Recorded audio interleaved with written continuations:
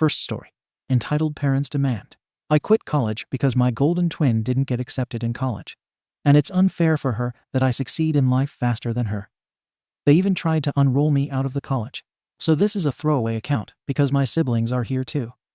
English isn't my native language, so there might be some mistakes. Sorry about that. So I 17F have 2 older brothers 19, 21 and a twin sister. I should mention that my family is pretty affluent. Ever since I remember myself, my parents encouraged me and my twin to compete with each other, while they always favored her over me. She always had their support, and I was expected to be considerate. When I succeed at something more than she does, they ask me to give it up, but they never ask this of her. I do love her and my parents, even though I feel like I've been treated unfairly. Both of us have aspired to be doctors for a long time. I studied really hard for it for a long time, and so did she. This year we graduated, and both of us applied for the same programs at the same universities. The process here is quite different than it is in the US. We can start medical school right after high school if we get accepted. She wants to go to the same university as I do, as do my parents. On the other hand, I feel like going on my own and having a separate life from my sisters. I love her so much, but we've been together my entire life. She's an introvert, while I'm an extrovert, so she followed me around most of the time. I always included her and made sure she's happy. But it's been like this our entire lives, and I'm honestly tired. Not to mention that if we go to the same place, I would be expected to study with her and help her get high grades, and I wouldn't be able to study on my own and focus on my success. My parents will be mad if I succeed more than her. It's been like this for the past 12 years, which will eventually hurt me. I just want to finally be a person of my own. This is where I might be the arsehole. I got accepted to 4 different universities, and she got into 2. I waited for her to decide where she wanted to go, and then made my decision like I said, a different place. Then she changed her mind and said she wants to go to her second option, the one I chose. I said that it's not a problem, and I will go to a different place one she didn't get into. My sister got really offended, and my parents are furious, even though I explained myself politely and said that I love her, but wanted to get a fresh start where nobody knows me. They demanded that I go to the same place as my sister or else they wouldn't pay for my degree. So I said whatever and said that I'd be fine on my own and left it to my grandparents. When they came to talk to me, they just kept on saying how wrong and entitled I was. I really had enough, so I told them I hated them for treating me like this. Now I'm refusing to talk to them and ignoring their calls. My brothers and grandparents are on my side, but everyone else is telling me I'm an arsehole. Am I? Edit. Thank you so much for the support and ideas. I read all your comments, and they're all very appreciated. My brother got me everything I thought I needed, including my cat. I called the university to ask if my parents can unroll me, and they can.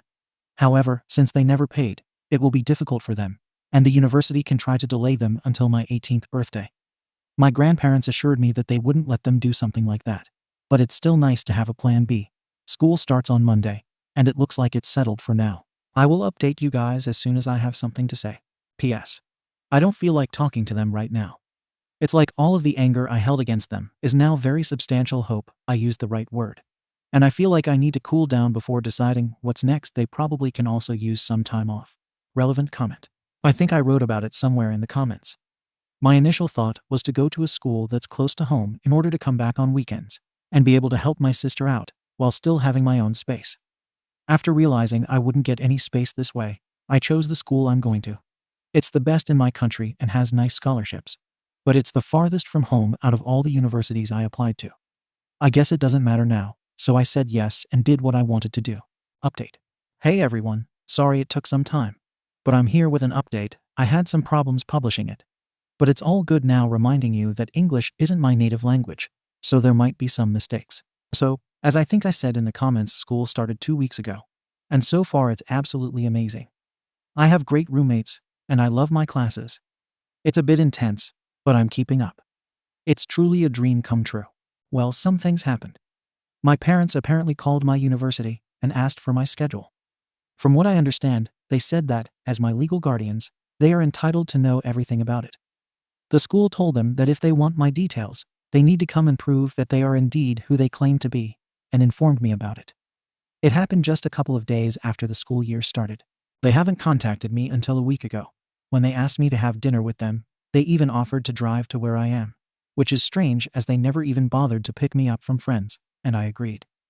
It was on Friday, and they reserved places in a fancy restaurant nearby.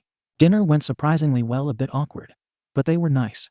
And then they told me they would pay for my school tuition and everything else I needed, but only if I took a gap year. I refused, obviously. After arguing with me, my dad said that he had enough of my attitude and ungratefulness, left a 200 franc bill, and left. I'll admit that I sat there crying for about half an hour before I left with the change, as the bill and the tip didn't reach 200 francs, lol. If you're asking yourselves what that was about, then I did too. I talked to my brother. Apparently, my sister decided she doesn't want to go to medical school. She wants to take a vacation to think about the future with a clear mind or something like that. And you guessed it, almost everyone thinks I should go with her. After all, we are twins, and it will only be fair that we'll start studying at the same time. There has been no contact from my parents ever since, but it's kind of okay for me. I got a scholarship, and by the end of the semester I might get another one. My grandparents paid for the rest. They insist that I won't pay them back, but I'm already working on that. My sister answered my messages yesterday. She told me that I hurt her because I didn't want to be with her, and she doesn't know if she can forgive me. I understand her, and I do really miss her, but I don't want to give up on my dream. I hope she will understand me someday. So basically, I think things are all right by now. Not much has changed, but I have my grandparents and my friends, so I'm fine. I'll be completely calm only after my 18th birthday, when my parents won't be able to get me out of university. It's really soon, so I'm optimistic. Thank you all for reading and helping me. I really appreciate it. Edit. Thank you all for your comments. I'm on a pretty tight schedule, so I still haven't finished reading, but I promise I'll answer all of them. Since some of you got confused over the francs, we use them in Switzerland. Relevant comments. I actually don't get it either, but it's been like that ever since we were little. There's nothing wrong with her. We're different in some ways, and she's more shy and quiet, but not in an unusual way. She always kind of tagged along with me, and I wasn't allowed to have friends who weren't her friends or go to events by myself. I also helped her study, and my parents got upset over me when I got higher grades. My best guess is that they think she'll struggle to be by herself, and that if I do better, it will make her insecure. However, I can't know for sure. I feel like we could have been so much closer if my parents wouldn't push us together all the time. It's a shame, honestly. In a way, I'm glad I can be independent, but I feel bad for my sister that she still struggles. Thank you. I hope things will continue to be great.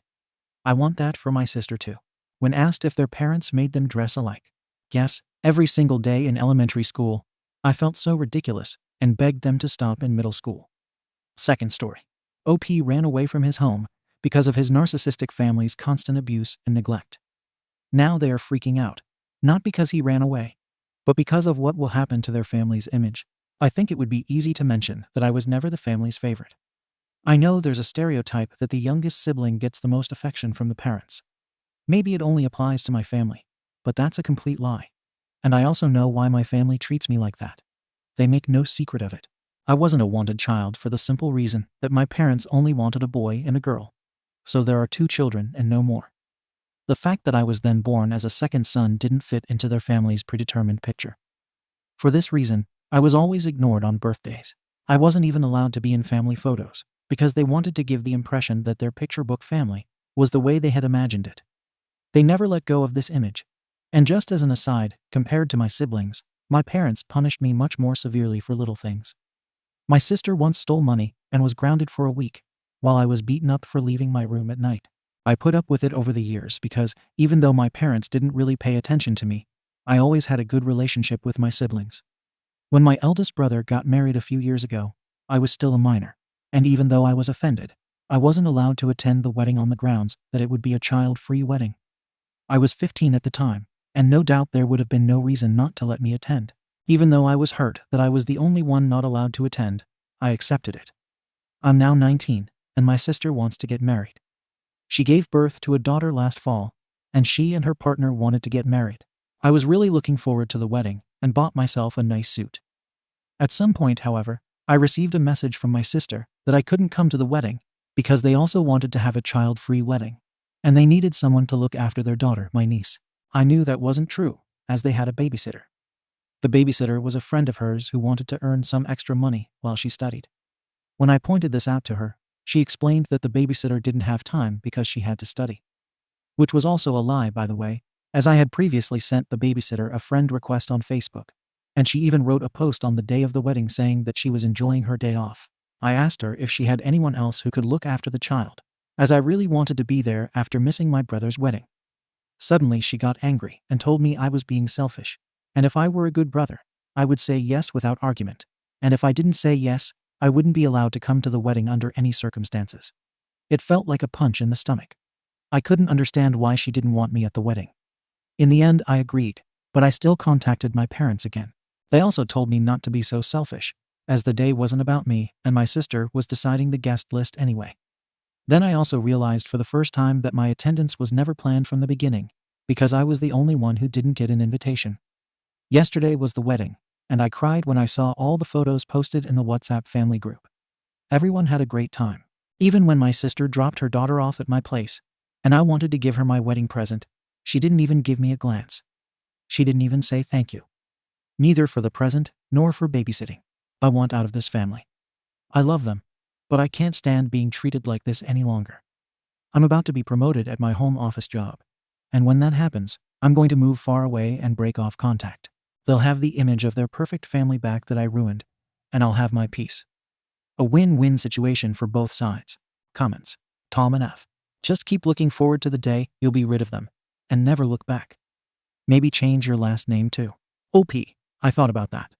Do you think I should leave a message? Tom F. Nope. Kim V. Trust me on this. Seriously. Go hard. No contact. Just disappear one day. Let the police quietly know you're fine. This is a choice, so the family doesn't feel the need to pretend they're concerned. One day, they will need something. It will be devastating for them. You will be nowhere to be found living your best life. That is your future, the best life, far away from them. The karma train always rolls around. It may take 40 years, but it does. Trust me on this. I'm wallowing in long overdue karma. Good luck, OP. Plan your escape and future. There's nothing for you here. Feel free to DM. You can do this. Adventurous Road 2085. Why did you babysit for her? If I were you, I would move away, change my number, and don't say anything. OP, I will. But I thought that leaving them a message would at least prevent them from looking for me. Just in case they do care enough. Update. 3 days later. I didn't plan to make an update, but so many people asked me to, so here we are. My original post is now 3 days old, and a few things happened in that time span. Let's start by saying that I followed your advice. I contacted the local police and told them about the situation, just in case anyone was looking for me. One day after I posted it, I packed my things and drove to a friend of mine who lives far away. I haven't seen him in a while, but he agreed to let me stay with him until I have an apartment. And before you ask, I decided not to wait for my promotion. I wanted to get out of there immediately. That was when I started to read all of your comments. Thank you for your support. I appreciate it. Apparently, my story made it to TikTok as well. But you probably want to know what's up with my family right now. Well, I blocked their numbers. Even though you guys told me not to leave a message, I left one, but not the way you think. My family has a spare key for my apartment. If, for some reason, they care enough to check on me, they find a message in my apartment. I wrote this because I wanted to tell them everything I felt and let them know about their wrongdoings towards me. And to my surprise, my friend got a call from my mom yesterday. I don't know if she found the message or just noticed that I was gone like that. But I assume she did. She said she was worried about me and that she had called every one of my friends because she wanted to know where I was and if he knew where I was. He lied to her and told her he didn't know, and then she hung up. While some could see this as an effort, I know my mom better than anyone else. She is not worried about me. She is worried about her own image and how people would react if they saw how she failed as a parent. However, she was the only one who I know tried to reach out so far. To be fair, I blocked their numbers, so I'm not saying it's entirely impossible. They tried, but still. My friend's mom had invited me to dinner this Sunday. His family was always very welcoming towards me, and I'm just glad I'm not alone. I would also be lying if I said this situation left me cold, because the truth is that I cried for most of the first 2 nights. I want to leave all of this behind me and start a new life. Thank you for your support. If anything essential happens, I will try to update you. Comments. Bonham 42. Personally, if it were me, and I knew my mother only cared about her image, I would blow them up on social media. They spent years hurting you because of their image. I am glad you got away though. Your family sounds horrible. Dadga Malcolm. I'd control the narrative. I wouldn't put it past OP's family for them to come up with a story like, Oh, he was on drugs and ran away. Third story. OP had enough of her entitled Sill's arrogancy and didn't invite her nieces for the Easter. This spans over a period of almost a year, and there's a backstory. I'm sorry it's so long. Last year, my Sill 36 told me 28F that her daughter's bike was too small and told me that I needed to buy her a new bike that fit her. I don't mind helping out my family. We can financially afford to help and are happy to. After we got her a bike, my Sill asked if the kids could come over for a few hours and ride bikes with mine, and we agreed. After my niece got on her new bike, I took a picture and sent it to her parents, who responded with a vicious text from my Sill accusing me of trying to steal parenting milestones from her, and how I am awful, and I shouldn't be a part of the family. She accused me of teaching her how to ride a bike without training wheels, and how all I do is hurt those around me and cause mental and emotional trauma. I tried explaining to her that the neighborhood kids were the ones to teach her. I only bought the bike, which again my Sill demanded that I do. My Sill told me not to text or call her, because she was too livid and didn't want to say something that she would regret, and that they would tell us when to send the kids back. I was bewildered. I had her kids at my house, and I didn't know what to do. I talked with a close friend and neighbor, and they confided in me that they were getting scared for the kids. They mentioned some of the things that the kids had said about their home life, and that they had actually just gotten off the phone with CPS because they felt like the kids needed a welfare check on their living situation. Honestly, I agreed with them, but because I had the kids at my house super frequently, I didn't think I needed to call. 4 hours later, we finally got a text that they were ready to have us bring the kids back. My husband walked them home. I sent her a response stating that I don't believe in yelling at someone and not allowing for communication. I explained what really happened, and that I simply took a picture from my driveway. I also explained that their child had ridden a bike before, as they had ridden my daughter's bike while my Sill and Bill were there, and they saw it. They must have forgotten that she already knew how. I said sorry, and I would love to communicate. I'm not trying to paint myself as a perfect person. I was definitely mad. In anger, I did tell her that it was unfair to put the burden of raising her kids on me, and we understand that they're going through a lot, but that their kids needed their own parents. I was tired of getting yelled at by her for the things that my niece was missing at school, and I was tired of having to foot the bill to take care of them. I have my own kids. I said that I would happily back off, and because I'm backing off, there's important information she needs to know. I told her about the neighbor's CPS call. In hindsight, I definitely know I could have handled it better.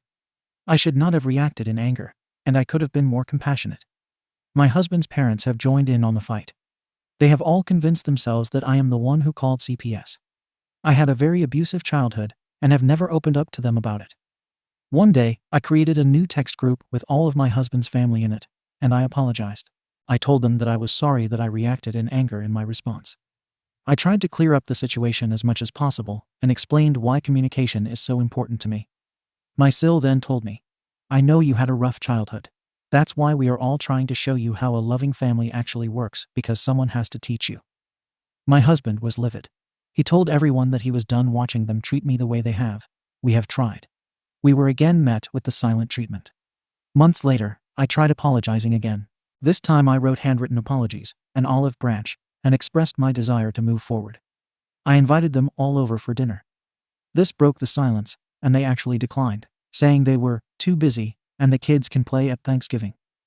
Thanksgiving rolls around, and I thought it went over well. No one talked to me, but they all talked to my husband and kids.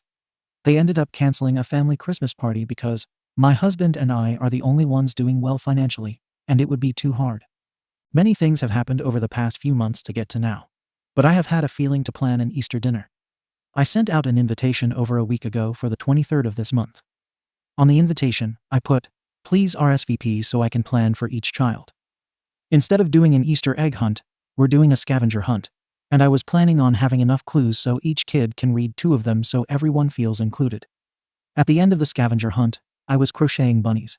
I asked for an RSVP so I could have adequate time to put together over 18 clues for the scavenger hunt and crochet 9 bunnies. I asked my Sill if she would help me plan it before I sent out invitations, and she completely ignored my text. I went ahead and took that as a no and sent out invites to everyone in my husband's family. Everyone said yes to coming, except that one Sill. I also sent invites to my side of the family, and they all RSVP'd yes. My in-laws don't know my side is invited. Do I need to tell them? I reached out to my Sill individually a week after I sent the invite, asking if she was going to make it to the event. I also asked a separate question. She only answered the other one and completely ignored my question about the 23rd. Knowing her past history, she is the type of person to not RSVP and just show up with her 4 kids and expect to have everything prepared for her. I told my husband that I was not going to entertain that behavior this time. If they show up, we will tell them to be sorry. We weren't expecting your kids. They can participate, but I don't have anything prepared for them other than a bunny. He thinks that I would be in awe if I didn't prepare everything because the kids would miss out. I'm exhausted but ready to hear my judgment. WIBTA update.